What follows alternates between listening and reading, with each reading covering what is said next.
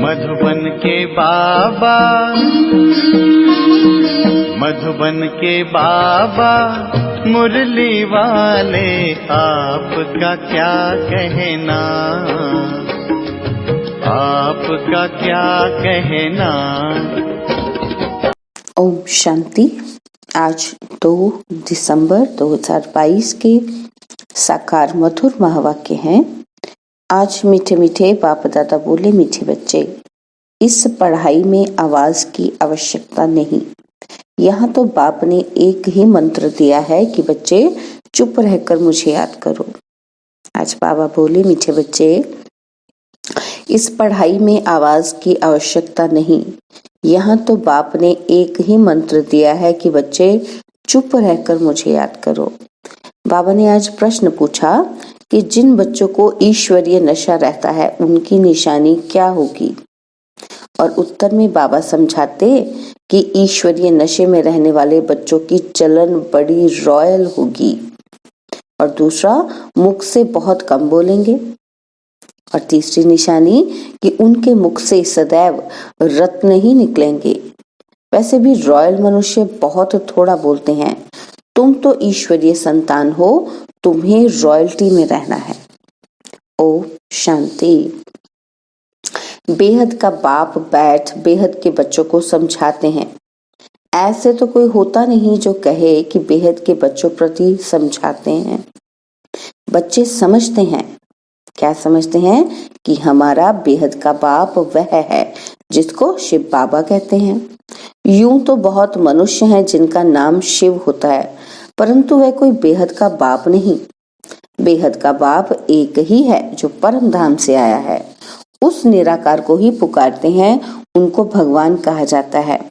ब्रह्मा विष्णु शंकर देवता है। भगवान जो परम धाम में रहते हैं वह सब आत्माओं का बाप है।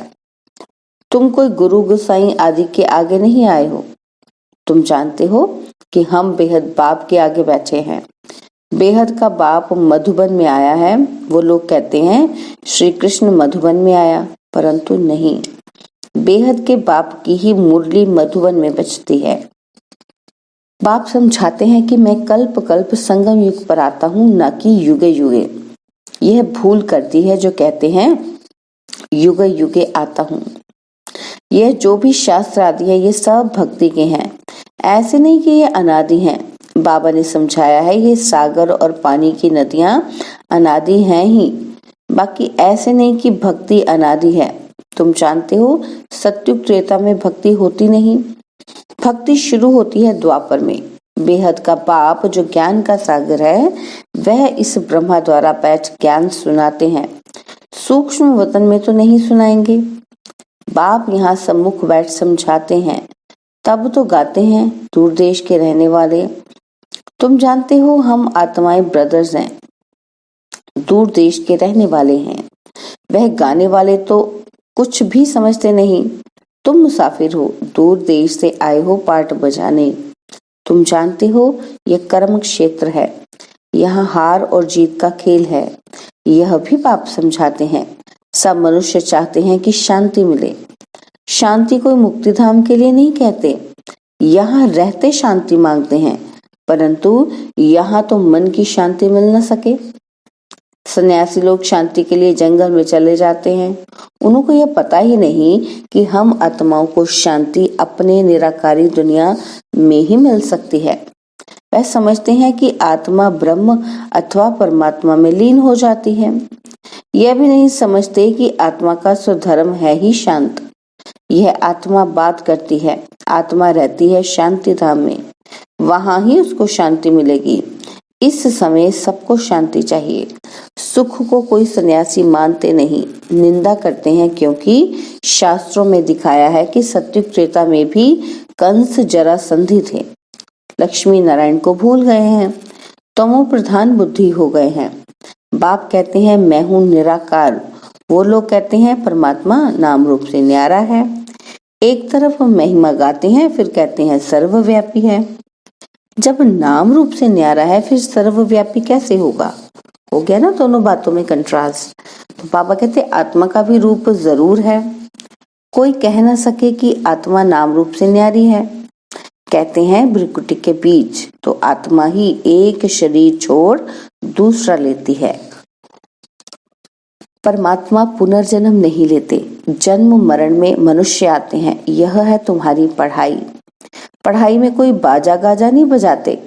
तुम्हारी पढ़ाई होती है सवेरे, उस समय मनुष्य सोए रहते हैं।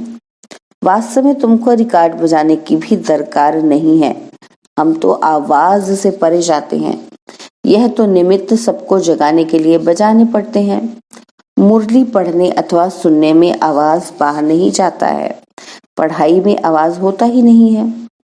बाप बैठ मंत्र देते हैं, बच्चे चुप रहकर मुझे याद करो। यहाँ कोई गुरु आदि तो नहीं है जो बैठे एक एक के कान में मंत्र दे, फिर कह देते हैं किसी को नहीं सुनाना। जो लौकिक में मंत्र देते कहते हैं ना किसी को नहीं बताना, कान में देते हैं। बाबा कहते हैं यहाँ तो ये बात ही नहीं है, बाबा तो ज्ञान का सागर है। यह है गीता पाठशाला।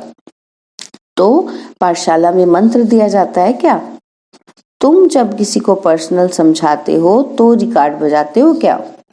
नहीं, क्लास में भी ऐसे समझाना है। चित्र भी सामने है। जिसने कभी नक्शा ही नहीं देखा होगा तो क्या समझेंगे कि इंग्लैंड नेपाल कहाँ है? अगर नक्शा देखा होगा तो बुद्धि में आएगा। तुम बच्चों को भी चित्रों पर सारा ड्रामा का राज समझाया गया है। यह नॉलेज ऐसी है जो बिगर चित्रों के भी समझा सकते हो। मनुष्यों को भगवान का कुछ भी पता नहीं है। कल्प की आयु तो लंबी चौड़ी करती है। अब तुमको बाप ने समझाया है, तुमको फिर औरों को समझाना पड़े।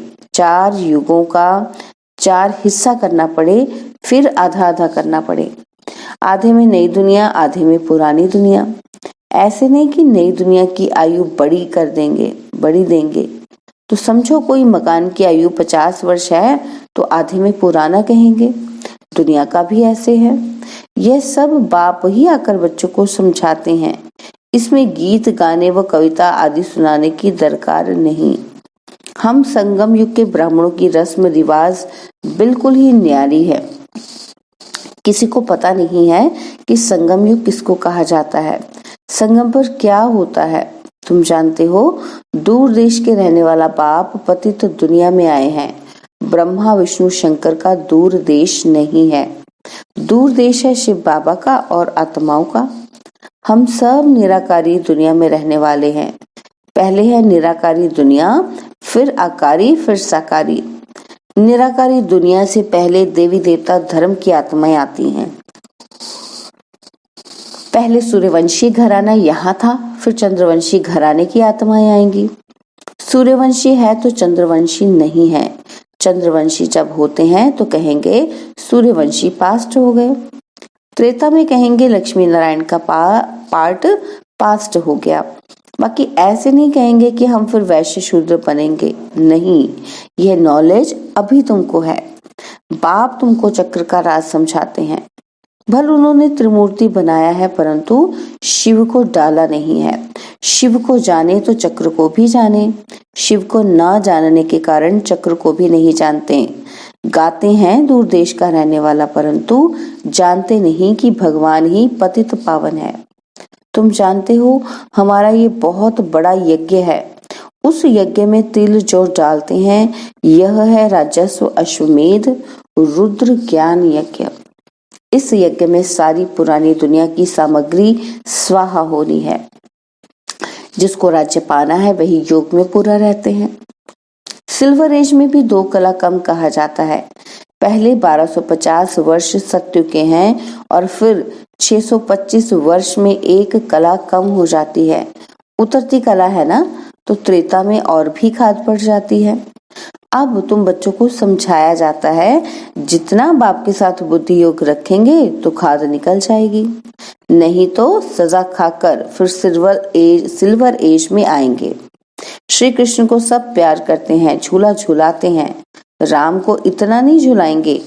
आजकल तो रेस की है, परंतु ये कोई नहीं जानते कि लक्ष्मी नारायण ही छोटेपन में राधे कृष्ण है। राधे कृष्ण पर बहुत दोष लगाए हैं, लक्ष्मी नारायण पर कोई दोष नहीं। श्री कृष्ण तो छोटा बच्चा है। बच्चा और महात्मा समान कहते हैं।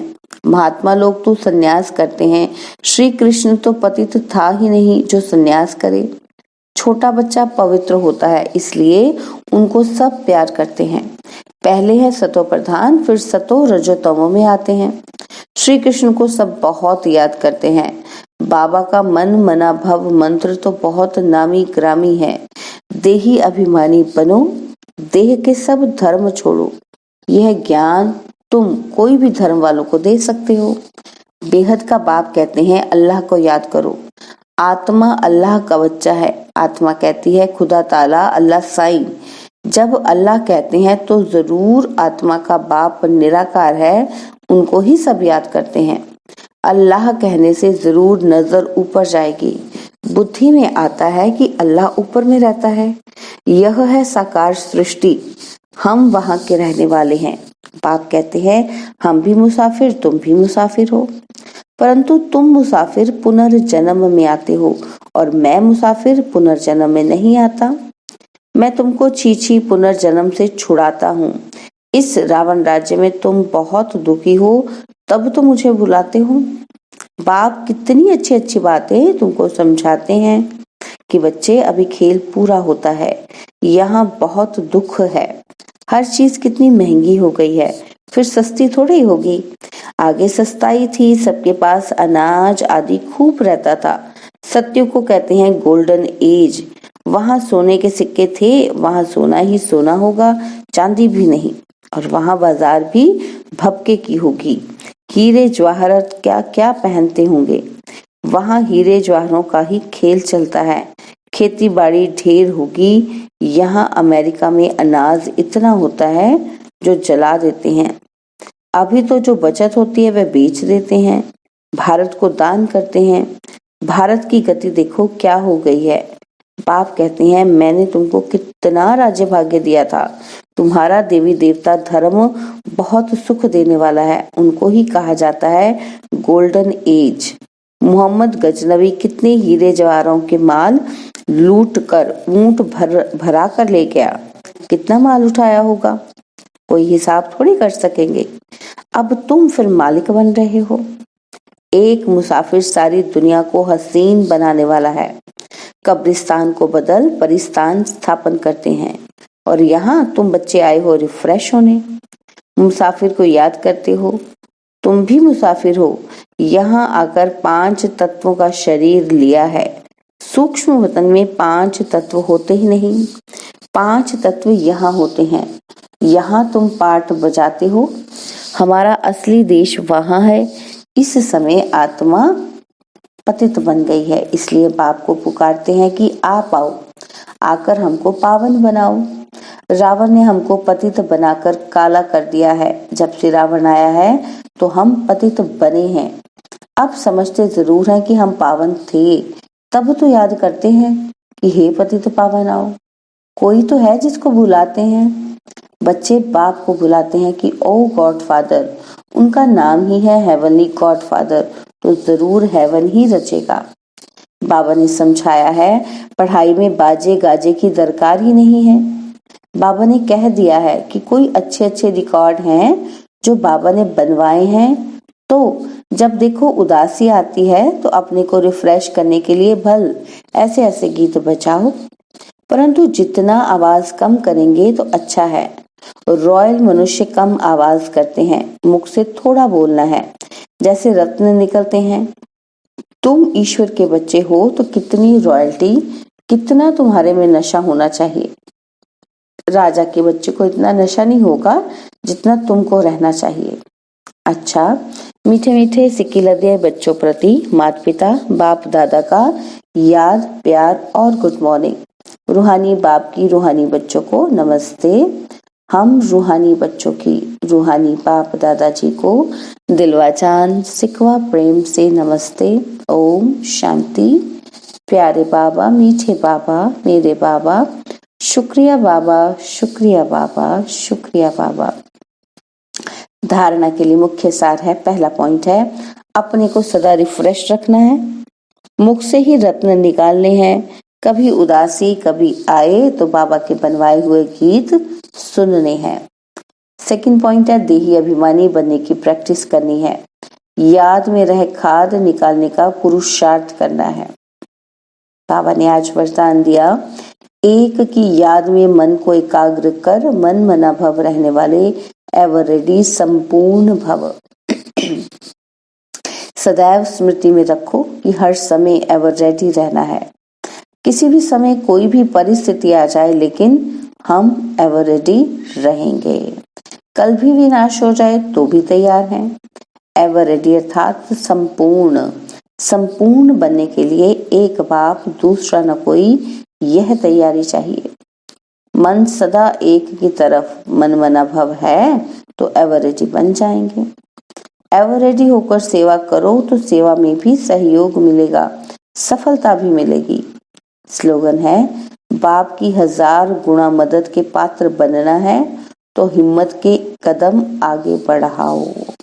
बाप की 1000 गुणा मदद के पात्र बनना है तो हिम्मत के कदम आगे बढ़ाओ।